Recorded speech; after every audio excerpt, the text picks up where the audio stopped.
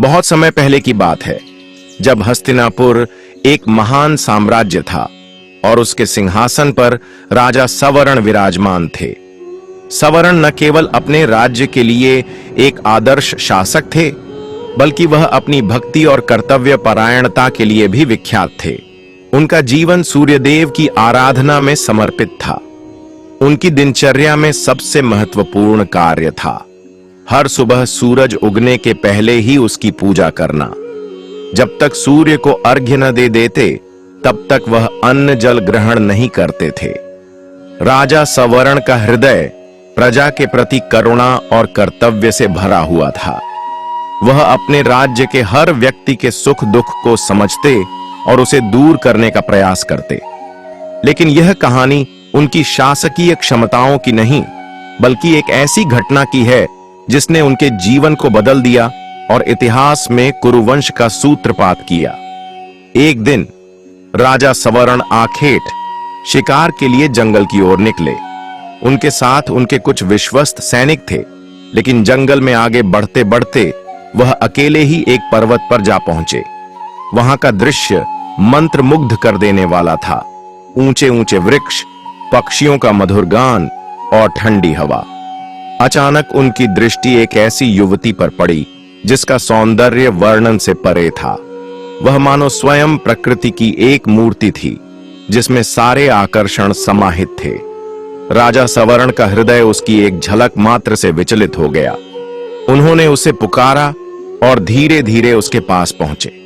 उसकी आंखों में अपार गहराई थी, मानो कोई रहस्य छिपा हो। सवर्ण ने अपने मन को नियंत्रित करते हुए कहा, हे सुंदरी, तुम कौन हो? क्या तुम देवी हो, गंधर्विणी हो या किसी किन्नर लोक से आई हो? तुम्हारा यह सौंदर्य इस धरती पर असाधारण है। मैं सवर्ण हस्तिनापुर का राजा हूं। यदि तुम्हें स्वीकार हो तो मैं तुम्हारे साथ जीवन भर का संबंध स्थापित करना चाहता हूं। युवती ने शांत और गंभीर स्वर में उत्तर दिया, हे राजन, मेरा नाम तप्ती है। मैं सूर्यदेव की पुत्री हूं और यहां साधना कर रही हूं। तुम्हारे प्रस्ताव को मैं यूं ही स्वीकार नहीं कर सकती। मेरे पिता सूर्यदेव इस पर अंतिम निर्णय देंगे। सवर्ण यह सुनते ही श्रद्धा से झुक गए। वह सूर्यदेव के अनन्य भक्त थे और अब उनके सामने उनके आराध्य की पुत्री खड़ी थी। उन्होंने तुरंत सूर्यदेव का आह्वान किया और अपनी गहन प्रार्थना में कहा, हे सूर्यदेव, मैं आपका सच्चा भक्त हूं। यदि मेरी भक्ति ने आपको प्रसन्न किया हो तो कृपया अपनी पुत्री का हाथ मुझे सौंप दें। मैं उसे जीवन भर सम्मान दूंगा और हर परिस्थिति में उसका साथ दूंगा। सूर्यदेव उनकी भक्ति से प्रसन्न होकर प्रकट हुए। उनका तेज ऐसा था कि आसपास का वातावरण प्रकाश से भर गया। उन्होंने सवर्ण से कहा, हे राजन, तुम्हारी भक्ति और श्रद्धा ने मुझे प्रसन्न किया है। मैं अपनी पुत्री तप्ती को तुम्हारे साथ विवाह के लिए सहमति देता हूं, लेकिन याद रखना, इस संबंध के बाद तुम्हारे जीवन में बड़ी जिम्मेदारियां आएंगी। तुम्हें हर परीक्षा का सामना धर्म और न्याय के साथ करना होगा। सवर्ण और तप्ती का गंधर्व विवाह संपन्न हुआ। यह विवाह इतना पवित्र और दिव्य था कि स्वर्ग लोक में देवताओं ने भी इसकी सराहना की। विवाह के बाद तप्ती और सवर्ण ने हस्तिनापुर में समृद्धि और शांति स्थापित की। कुछ समय बाद उनके घर एक बालक का जन्म हुआ। यह बालक साधारण नहीं था। उसके जन्म के समय आकाश से पुष्पों की वर्षा हुई और आर्षि मुनियों ने भविष्यवाणी की कि यह बालक अपने कुल को अमर करेगा। यही बालक आगे चलकर कुरु के नाम से प्रसिद्ध हुआ। उसने अपने जीवन में धर्म, न्याय और परिश्रम के ऐसे आदर्श स्थापित किए कि उसी के नाम पर आगे चलकर कुरुवंश की स्थापना हुई। कुरु केवल एक तेजस्वी और प्रतापी बालक नहीं थे, बल्कि वह अपने कर्म, धर्म और साधना से मानव जाति के लिए एक आदर्श बन गए।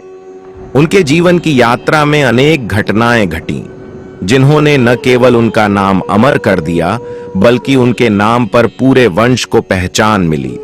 कुरु जैसे जैसे बड़े हुए, उनके गुण और तेज और बढ़ते गए।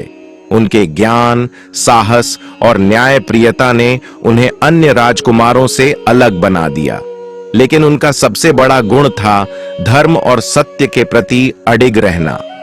युवावस्था में ही कुरु ने यह महसूस किया कि उनका जन्म केवल राज सुख भोगने के लिए नहीं हुआ है, बल्कि मानवता की सेवा और धर्म की स्थापना के लिए हुआ है। उन्होंने अपना जीवन तपस्या और साधना में समर्पित कर दिया।